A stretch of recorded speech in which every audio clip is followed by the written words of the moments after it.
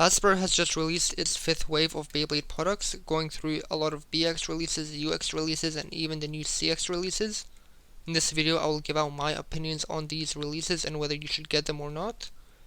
My opinions will be based on the competitive scene, as well as some of my personal opinions.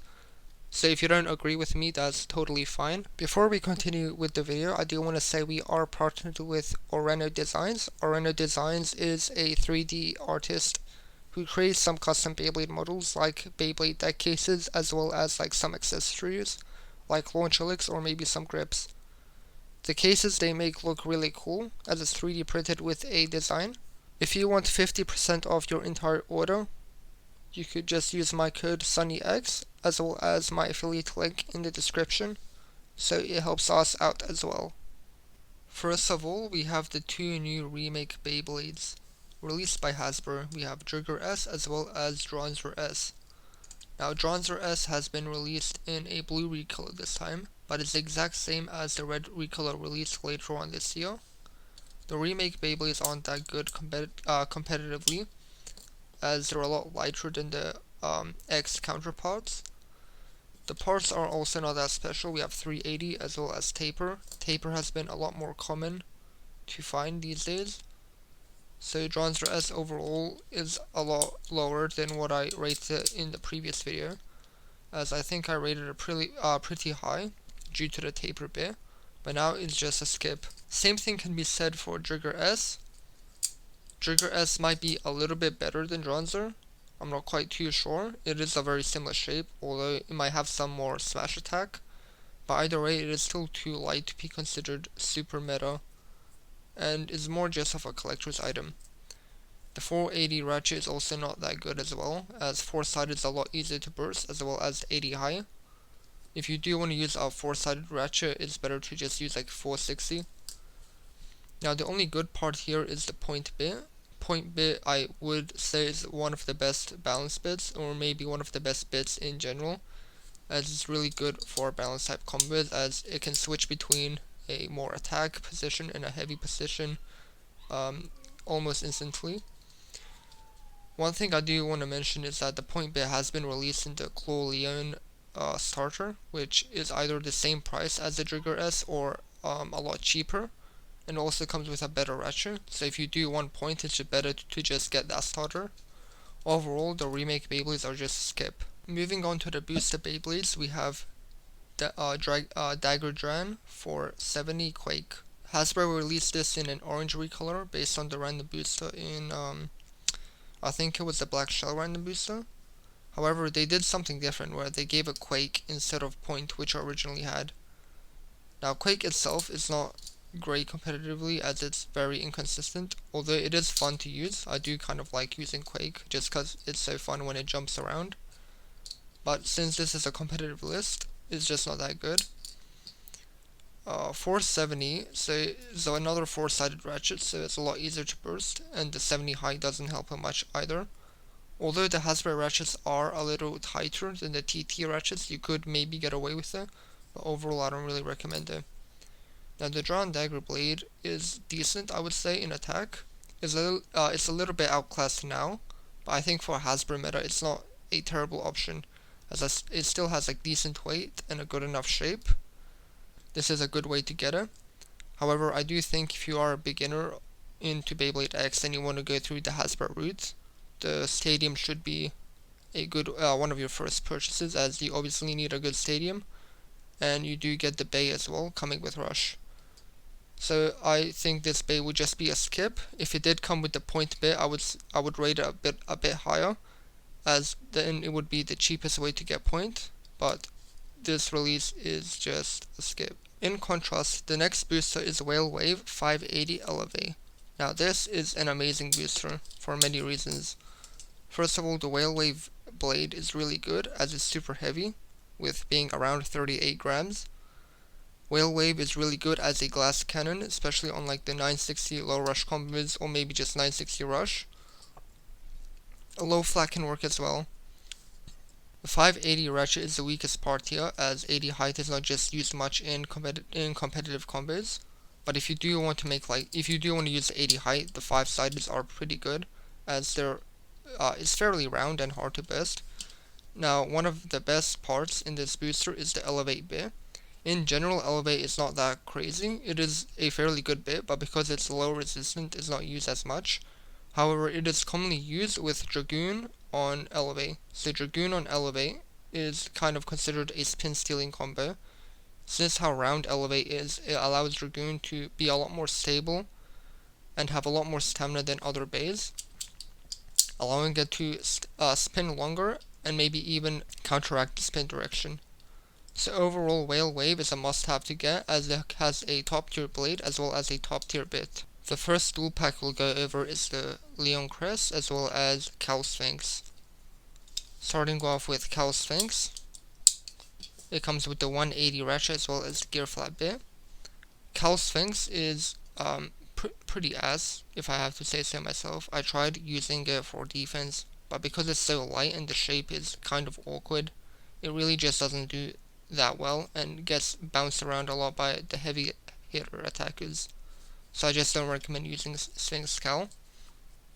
Now 180 is kind of decent. It's a pretty interesting ratchet, as one-sided ratchets are pretty good.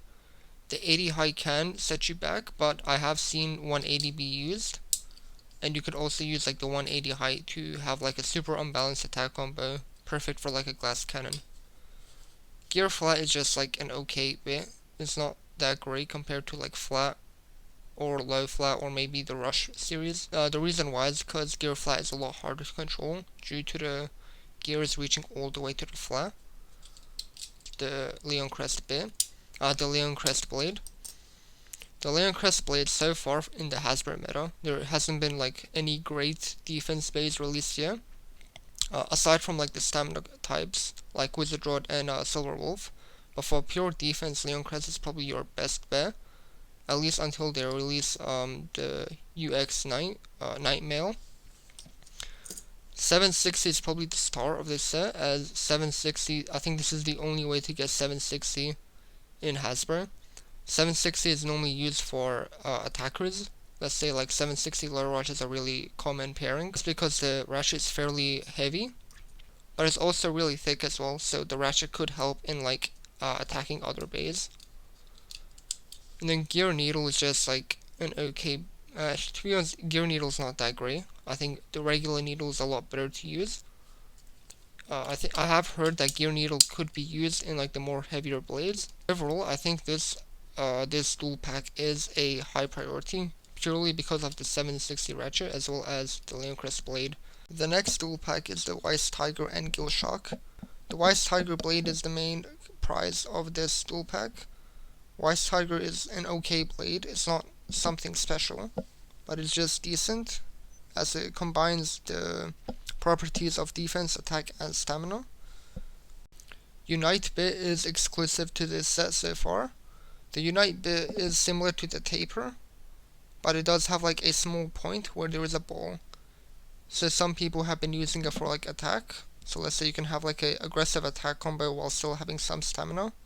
Overall, I think Unite is like a good bit, and is like a reason why you could get this set. The next bait is Gill Shock. Gill Shock is a retool of Shelter Drake. Shelter Drake is a fairly light bay with like a really thin two blades. Gill Shock kind of mimics this, but however Gill Shock is said to be worse than Shelter Drake, as I think it is lighter and just like not great overall. The ratchet is 470, which I went over before. Orb is a decent bit for stamina, so that is like one positive. Overall, I think this set is a low priority, as there's just not that many great parts aside from like Unite. But even with Unite, you can just use Taper or maybe Kick. The next base, starting off with the starters, we have Crimson Garuda, actually known as Scarlet Garuda in the Hasbro renaming. If you look at the blade itself, Scarlet Garuda is an oval shape. Oval shapes are normally good for attack combos. Similar shape is Hover Wyvern, which I'll get to later. So Crimson Garuda has decent weight, and because of the shape it can be used for attack. Actually, it might be a little better in the Hasbro Stadium due to being more favorable to attack types. But overall, I don't think this is a terrible blade. 470, I went through this before, it's just like an okay ratchet. The exclusive part is the trans point bear. Now the trans point bear has a gimmick where when it goes to the extreme dash, it raises its height, which is a pretty fun combo, although not really utilized well in competitive. But one thing to know is that when it's in its low mode, it's basically the same as a low point. And since point is really good, this low point version would also be pretty good to use in like some more stamina focused combos. Although I wouldn't necessarily use it over point, it does have some use. So overall, I think this starter is just a low priority, as it's not something too great to be considered getting, but it's not bad at all. And if you have like spare change, maybe this is not a bad bait to pick up. Our next starter is Sterling Wolf. This is the Hasbro's release of Silver Wolf. And Silver Wolf or Sterling Wolf is a really good blade. It is a stamina type blade that can be used for defense, but also really good at stamina as well. Could maybe be, it's not as good as Rod, but it's like just under Rod, but it can outspin Rod in some matchups. Silver Wolf also has this cool free spinning gimmick, which I'm not really sure if it's too effective in battle, but it can be like, you can have some advantage, as like if you get a bay, it could hit it underneath and then cause the blade to spin, sort of deflecting your opponents. The ratchet is like kind of mid, it's 380. 380 has been seen a lot of times and just not like that crazy. Freeball is a new bit. It's essentially like a more kind of, it's a ball shaped bit, but it's more kind of, it's not as round. And also it has like this special mold where it allows you to freely spin on the bay.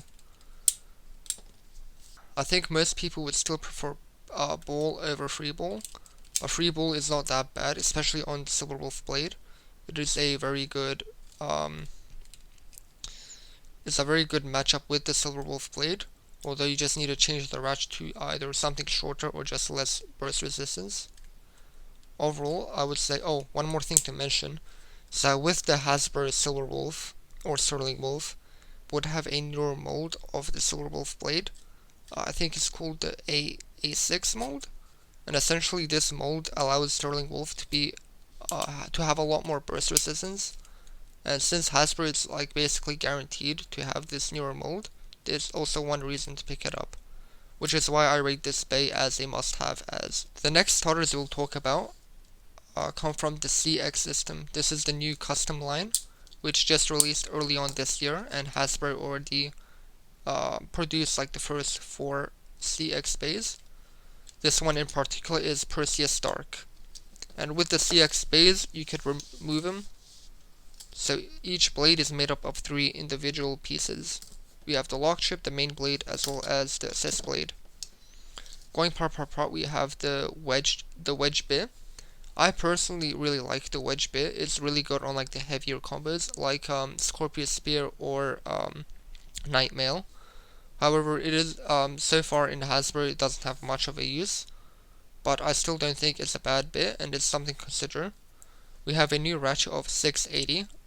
I'll talk more about 6 sides later on. Since it's an 80 height, it's still, like I said before, it's not used much. Although it's still not a bad ratchet to use, as if you do want to use like higher ratchets for and defense combos, 680 really isn't bad, as it's super round and it does like match with like a lot of baits. So let's say with Silver Wolf, the 6 sides match it quite well. The 6 sides are also similar in shape to like the 5-sided ratchets, so overall it's just like not a bad ratchet. Going over the blade, let's start with the assist blade. We have Bound. So Bound, I don't think is a terrible assist blade for defense, as it can like tank a lot of the bays. Like let's say you have a really hard attack type, it would hit the Bound, and since it's smooth, it kind of allows it to just repel. One thing to notice with the CX bays is they're a lot taller than like standard bays. Let's say with BX, you can see they're a lot thicker, especially with defense and stamina type CX bays. They have the taller assist blades, so that's one thing to kind of consider. The Dark Blade itself is nothing crazy. I found it useful in Attack on Attack, but still like it's fairly inconsistent. And then the lock chips are the same for every CX bay. It's merely just the design. And if you are an MFB fan, you can notice that this is a reference to Perseus, Gravity Perseus from the MFB generation. Overall, I will put this bay in a low priority as the only really good part is the wedge bay, and that's just because future releases will allow it to be a lot more viable. The next CX bay is Wizard Arc. This is the Stamina type CX bay, coming on with 455 and a low orb. So going through part by part, we have the low orb bay. This is a shorter stamina type driver, and the orb bit as well has like slightly better defense properties than, let's say, like General Ball. It's actually really good with Silver Wolf as well. I do like using low orb with Silver Wolf to get the lower height, as well as like the slight increase in stamina. So this is a really good bit. 455 has a new type of ratchets, as they're basically just one lock. So unlike other ratchets, you have like the tabs. This would just like go into a bay. One weakness for this is that it's really easy to burst on both stamina as well as attack bays. So I don't really recommend to use this ratchet, aside from Cobalt Dragoon, as Cobalt Dragoon does have a special mold where it's a lot more tighted in general, but overall the 455 ratchet is just not that crazy. Going on with the blade, we have the round assist blade. Personally, really hate this assist blade. I don't really see the point of it. Essentially, if you like pair it up with like arc, it leaves a super wide gap, and it's just not really used much, as a lot of the times the bay hits the assist blade, which just causes it to lose stamina. So this is a pretty bad assist blade. It's better to use bound or like turn, or even like slash. The arc main blade is just what I say mid. I don't think it's trash, because it does have like some attack use, but it's still not good to justify using it, as you're just better off using like anything else other than arc. And lock chip, like I said before, is the same as every other lock chip. This time it's the wizard motif. So putting the bay together, yeah, there it is. Overall, I would say this bay is a low priority. You would mainly just be getting it for the low orb bay, or maybe the 455 ratchet if you do want to use it with the Dragoon.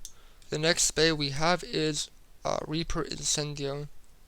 Reaper Incendio, or Hell's Reaper in the Tekaratomi, was released in a random booster. So if you did want this bay, you'd have to like have a chance in 1 in 12. Actually no, 1 in 6, not 1 in 12. Here we have the Kick bay. Now the Kick bay has been becoming more popular over the few months, as Kick is a really good counterattack. It has really good counterattack properties, and it's like similar to the Taper bit. This bit is a bit more attack orientated. I personally still like to use the Taper bit over the Kick bit, but if you do want the slightly more aggressive performance, Kick is definitely a really good bit to use. 470 I went over, I'm not going through it again. The assist blade we have is turn, and so far this is the best assist blade released by Hasbro. It has a special gimmick of going either upper mode or lower mode, so that's just really cool to play around. I think the lower mode is slightly better. I think the lower mode is a lot better, as when it has the bay, it just allows it to hit it underneath, destabilizing the opponent. It does increase the height, so that is like one thing to be wary of, but I think in this case it kind of makes sense. Looking at the Reaper main blade, the Reaper main blade does feature like a pretty cool looking design. Since it's right spin, it would be spinning this way, allowing these like Reapers, these sides to hit. I think it has been used in defense combos, but overall it's just not that crazy. And then the Reaper lock chip's the same as anything else. It does look really cool. Overall, I think this bay is a high priority just for the kick bit alone, and as well as the assist blade, as if you do want to make CX combos, I think turn is really good.